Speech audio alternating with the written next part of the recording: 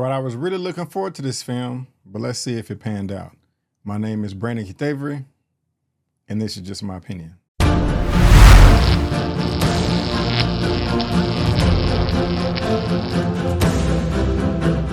Hey, what's going on, everyone, and welcome back to another episode of Just My Opinion for my Monkey Man movie review.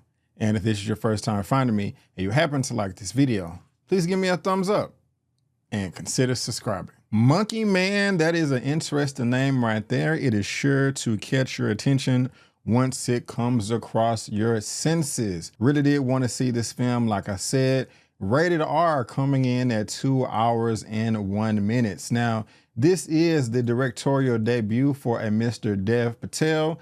This is what the gentleman looks like right now. You can see him in that featurette in the background. And I don't want to say that I'm just a super duper fan of this man, but I am a fan of his work. I did like everything that he's done in the past, like The Green Knight and also Slumdog Millionaire, which came out a number of years ago, all the way back when I was in college. That film was fantastic. But if you've seen any of his past films that you see right here on his filmography, please let me know down in the comment section below. Now, like I said, this is his directorial debut. And when I first saw the trailers for this film, I was like, I am sold. I want to see this. Jordan Peele is coming through with his production company, Monkey Paw Productions, to help distribute this with Universal Pictures, who they took away from Netflix. And I was like, hey, Jordan Peele is signing off on this. Even though he hasn't always hit home runs, it's sure to be pretty good. I didn't even want to see the second trailer for this movie because it just looks so damn good. I was saying to myself, this just looks like another version of John Wick. And I love that franchise. I don't want a complete repeat of that franchise, but if it's in the same lane, in the same realm, I think I'll be happy as an action adventure martial arts fan. I wanted to see something bloody, gritty, kind of like The Raid, Redemption, and The Raid, and I thought that's what I was gonna get, and of course we're gonna talk about if it delivered on that or not. But again, you gotta be careful with those expectations, because if they're too high, which mine were, you could be disappointed. But before I get into all the nitty gritty, before I talk about all my likes and dislikes, let me tell you exactly what this film Monkey Man is all about. Kid Dev Patel, an anonymous young man who ekes out a meager living in an underground fight club where night after night, wearing a gorilla mask, he is beaten bloody by more popular fighters for cash. After years of suppressed rage, Kid discovers a way to infiltrate the enclave of the city's sinister elite. As his childhood trauma boils over, his mysteriously scarred hands unleash an explosive campaign of retribution to settle the score with the men who took everything from him. And that is the very first thing that I liked about this film, Kid, played by Dev Patel. From the very first frame that you see this character, you are in love with him. You get a great sense of everything that he's been through, all of the pain, all of the trauma, all of the destruction and sadness. You just know that everything has been ripped away from this man, and it's not fair. He seems like an honest man. He seems like he's very deserving. He seems like he is hardworking, and you can do nothing but respect that. And like I said, I absolutely loved his character. Even going to his hands, the way that that was illustrated in this film, you knew that this man has been to hell and back, and he will stop at nothing to get what he feels that he is promised. And I love those type of characters. I can't necessarily say that I can relate to him personally, but I was able to sympathize with him a bit early on in this movie. The character Kid has a ton of rage, a ton of anger that is boiling up inside him. He is driven by his emotions, as most human beings are, but it's over the top with this character, which can at times get him into a lot of trouble that may make him meet his end earlier than he anticipated. I do like that about the film and his character, because it just shows how human he is and that nobody is perfect out there.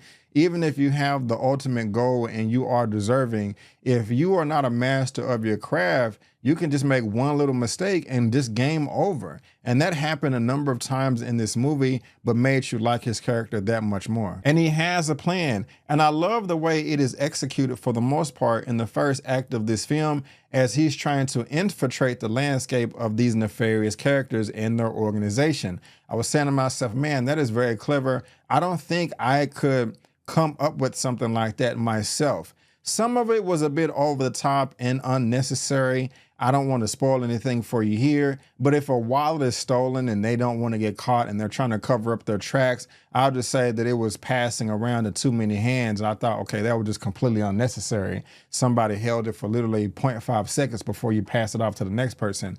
But I digress. It's not that big a deal. It's just something I noticed. But for the most part, I do like the way that his plans were executed. Something else that I really like about this film, it is very dark and it is very gritty. You can tell that there was a ton of passion put behind this project. And it wasn't just some random film that the studio said, hey, we haven't done this in a long time. Let's put this type of film out because I feel that it will make a lot of money. No, this was passionate filmmakers behind this. Dave Patel specifically, that he's been wanting to get this story out to the mainstream media for quite some time. And you can tell with every frame of this film. I love the fact that it was shot in location. They were trying to film it in India, but it ended up being shot in Indonesia back in 2021, kind of during the pandemic or the tail end of that. There was no sound stages at all. I could be incorrect with that, but it really did feel like they were in the gutter, in the streets, in the nitty gritty, trying to get all these shots that came to life on screen. And not only was it passion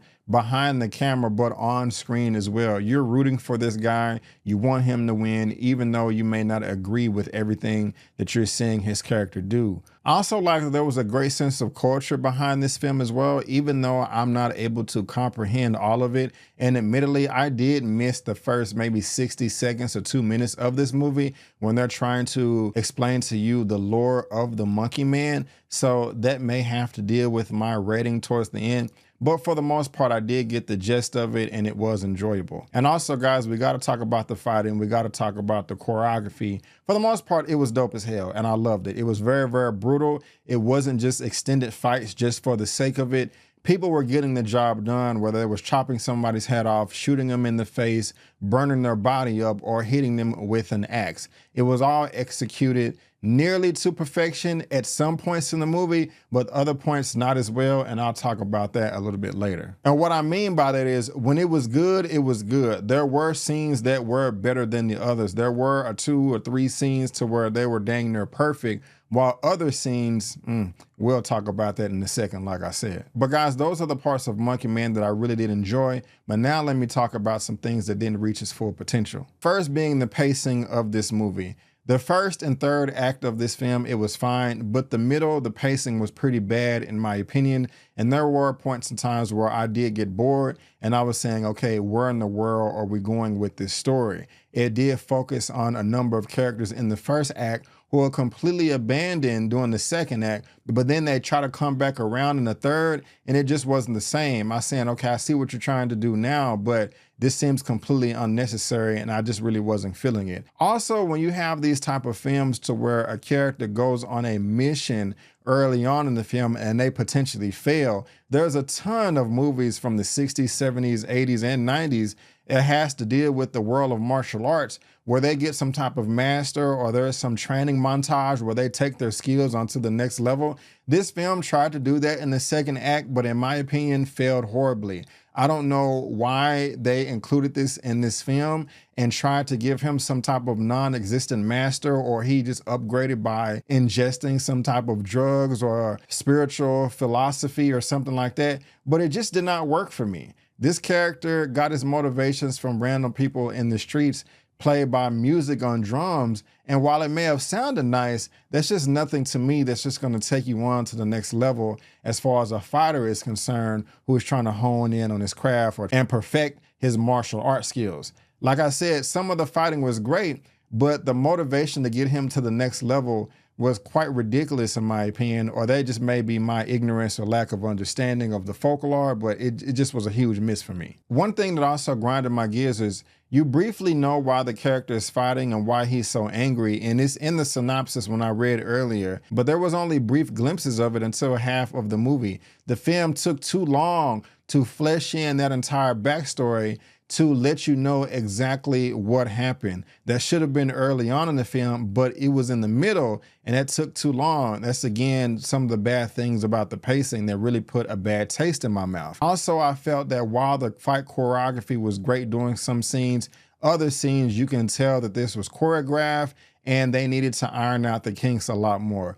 A ton of the punches were telegraphed. You can see them coming from a mile away. I know that this is his directorial debut, but if he wants to do this again, speaking of Dave Patel, he's really going to have to polish up some of these action scenes, because I could tell that some of the characters were just waiting off screen for their point to come in and swing and miss. And it was just very, very obvious. Early on in the film, before we got to the second act, I did enjoy that aspect of it, because while the camera is focused in on one character trying to defend himself, I wasn't just scared of what we was actually able to see on screen. I was terrified what was outside of frame that was gonna come in like a racing bullet and potentially harm somebody or chop their head off. That was very, very great filmmaking, but it's inconsistent. You're trying to accomplish one thing, a certain shot, or a certain style of directing, while in one sense you're able to execute it with perfection, but then later on in the film, it's like this is the first time you've ever turned the camera on, and I just don't like that. It needs to be consistent throughout. Sometimes it was perfect, sometimes it was lackluster, and that was really, really jarring. And the last thing that I didn't really care for in this film is the last act, the third part of this film, where it is going down the showdown.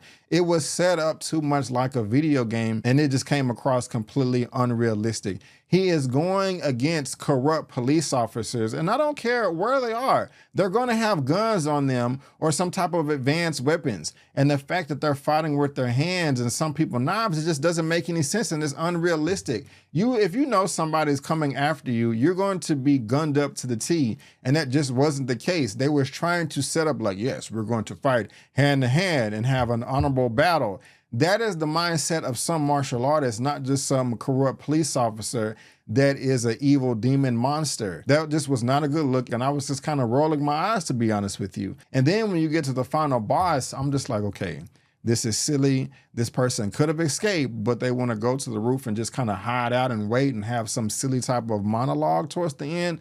I don't know. Again, you can miss me with that. And it was really, really disappointing with my expectations being so high. Now, again, this is Dave Patel's directorial debut.